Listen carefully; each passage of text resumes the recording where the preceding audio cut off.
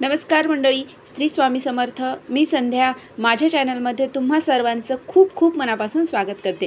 बघा मंडळी, आपल्या प्रत्येकाच्या जीवनामध्ये काही ना काहीतरी समस्या अडचणी असतातच आणि त्या सर्व समस्यावर सर्व अडचणीवर भगवान शिवशंकरांचे अत्यंत फायदेशीर असे काही उपाय आहेत, तोडगे आहेत, जे आज आपण या व्हिडिओमध्ये पाहणार आहोत. आणि जर तुम्ही हे उपाय हे तोडगे जर केले तर याचा फायदा नक्की तुम्हाला होणार आहे आणि तुम्ही तुमच्या सर्व अडचणींपासून समस्येपासून तुम्ही दूर जाणार आहात. तर आता कुठले आहेत ते उपाय, कसे करायचे हे जाणून घेण्यासाठी व्हिडिओ अगदी शेवटपर्यंत पहा. आणि जर तुम्ही माझ्या चॅनलवरती नवीन असाल तर चॅनलला सबस्क्राईब करा.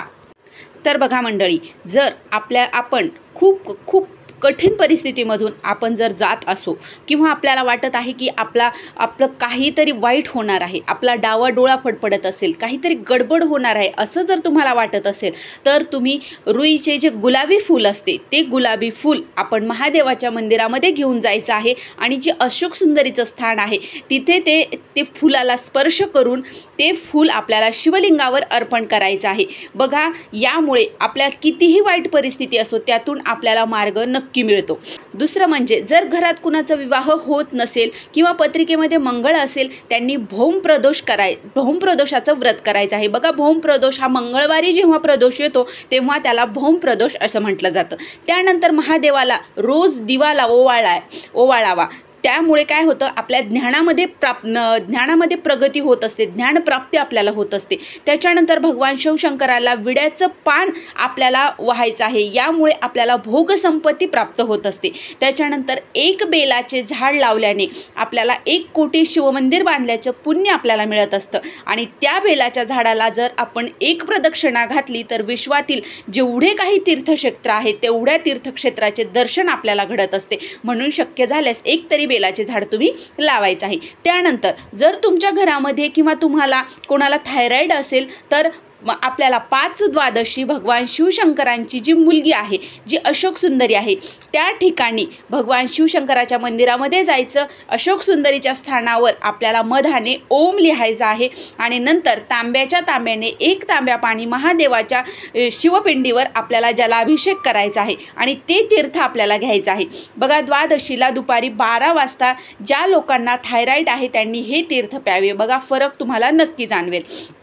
त्यानंतर जर तुम्हाला जर शत्रू खूप त्रास देत असेल आणि तुम्ही त्यावर मातच जर करू शकत नसाल तर तुम्ही शमीपत्राला गंगाजलाने धुवून घ्यायचं आणि शिवलिंगावर ते शमीपत्र अर्पण करायचं आहे. आणि तिथेच त्या मंदिरामध्ये बसून आपल्याला ओम नमः शिवाय, ओम नमः शिवाय या मंत्राचा 108 वेळा जप करा. असं म्हणतात की या उपायाने सर्वात मोठ्यातला मोठा शत्रूही तुमच्या पुढे झुकतोच.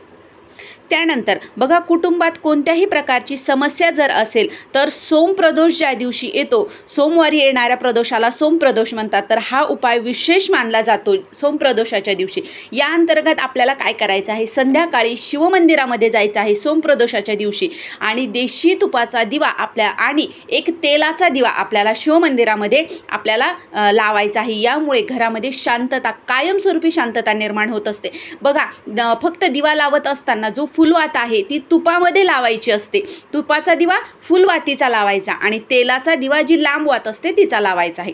त्याच्यानंतर बघा, ज्यांची तब्येत खराब आहे त्यांनी भगवान शिवशंकरांचा हा खास उपाय करायचा आहे. यासाठी बघा, प्रदोषाच्या दिवशी संध्याकाळी शिवमंदिरात जाऊन देवाला सुकं खोबरं अर्पण करायचं आहे आणि त्यानंतर तुमच्या उत्तम आरोग्यासाठी भगवान भोलेनाथाला प्रार्थना करावी. असे मानले जाते की जर तुम्ही हा उपाय केला तर प्रत्येक व्यक्तीला आरोग्य त्याचं सुधारतं, त्याचे सर्व रोगराई नष्ट होते. त्यानंतर जर कौटुंबिक जीवनामध्ये अडचणी निर्माण होत असतील, अडचणी येत असतील तर दह्यामध्ये मध मिसळून ते सोमप्रदोष व्रताला भगवान भोलेनाथांना अर्पण करा. असं केल्याने घरातील सर्व संकटे संपतात आणि कौटुंबिक जीवनात शांती आणि प्रेम निर्माण होते असं मानलं जातं. बघा, त्यानंतर जर तुम्ही प्रदोष व्रत करत नसाल तर शिवलिंगाचं जिथून पाणी खाली पडतं त्या ठिकाणी भगवान भोलेनाथांचे चरण असतात आणि त्या ठिकाणी समोरून पाणी पडते, तिथे आपल्याला तळ हात ठेवा आणि थोडा वेळ ठेवा आणि त्यानंतर भगवान भोलेनाथांचा पंचाक्षरी मंत्र किंवा श्री शिवाय नमस्तुभ्यम किंवा महामृत्युंजय मंत्र कुठलाही एक मंत्राचं स्मरण करायचं आहे आणि आपली इच्छा भगवान भोलेनाथाला सांगायची आहे. बघा तुमची मनोकामना लवकरात लवकर पूर्ण होते. त्यानंतर बघा शिवपुराणानुसार धनप्राप्तीसाठी पाण्यामध्ये तांदूळ मिसळून शिवलिंगावर अभिषेक करावा. असं केल्याने पैशाच्या संबंधित सर्व समस्या दूर होतात आणि कर्जाच्या समस्येपासूनही तुम्हाला आराम मिळतो. त्यानंतर पाण्यात काळे तीळ मिसळून शिवलिंगावर अभिषेक केल्याने सर्व पापे नष्ट होतात आणि जीवनातील सर्व संकटे सुद्धा दूर होतात. यामुळे अशुभ शक्तीही कमी होते आणि शुभता आपल्या घरामध्ये प्राप्त होते. सर्व प्रकारची सुख आपल्याला प्राप्त होत असतात. त्यानंतर पाण्यामध्ये 1 तांब्या पाण्यामध्ये जव मिसळून शिवलिंगावर अभिषेक केल्याने आनंद वाढतो आणि आपल्या पितरांचा आशीर्वादही आपल्याला प्राप्त होत असतो. त्याचबरोबर गहू अर्पण केल्याने शिवलिंगावर गहू अर्पण केल्याने आपली वंश वाढत असतो आणि कुटुंबातील सदस्यांमध्ये परस्पर प्रेम टिकून राहत असते आणि नकारात्मक वातावरणाचं सकारात्मकतेमध्ये रूपांतरण होत असतं. त्याच्यानंतर शिवपुराणात सांगितलेले आहे की लवकरात लवकर लग्न होण्यासाठी बेलाच्या फुलाने भगवान शिवशंकरांची पूजा केली तर त्यांची इच्छा लवकरात लवकर पूर्ण होते. जुहीच्या फुलाने पूजन केल्याने कधीही धन आणि धान्याची कमतरता आपल्या घरामध्ये भासत नाही.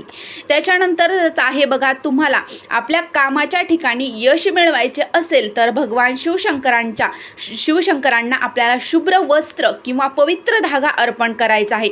यामुळे असं केल्याने आयुष्यात दीर्घ आयुष्य तर आपल्याला लाभतेच आणि आपल्या सर्व मनोकामना भगवान शिवशंकर पूर्ण करतात आणि आपल्या कामाच्या ठिकाणी आपल्याला यश मिळते आणि नवीन कामाच्या संधीही आपल्याला प्राप्त होतात. त्यानंतर शिवपुराणानुसार पाण्यात देशी तूप मिसळून शिवलिंगावर अभिषेक केल्याने शारीरिक दुर्बलता दूर होते. याशिवाय मधाने पूजन केल्याने TB सारखे रुग्णही बरे होतात आणि रुईचे फूल अर्पण केल्याने आपल्याला मोक्ष प्राप्ती मिळत असते. त्याच्यानंतर शिवपुराणानुसार एखादी व्यक्ती शारीरिक आणि मानसिक रूपाने जर कमजोर असेल तर त्या व्यक्तीने दररोज गाईच्या तुपाने भगवान शिवशंकरांचा अभिषेक करायचा आहे. तर बघा, हे होते शिवपुराण कथेतील काही थोडेसे उपाय होते जे शिवलिंगावर अर्पण करायच्या होत्या, काही गोष्टी ज्या मला तुमच्यापर्यंत पोहोचवायच्या होत्या. नक्की तुम्ही हे उपाय करून बघा, याचा अनुभव तुम्हाला नक्की येणार आहे. तर ही छोटीशी माहिती होती जी मला तुमच्यापर्यंत पोहोचवायची होती.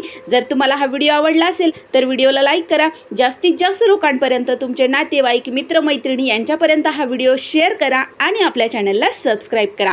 श्री स्वामी समर्थ. हर हर महादेव.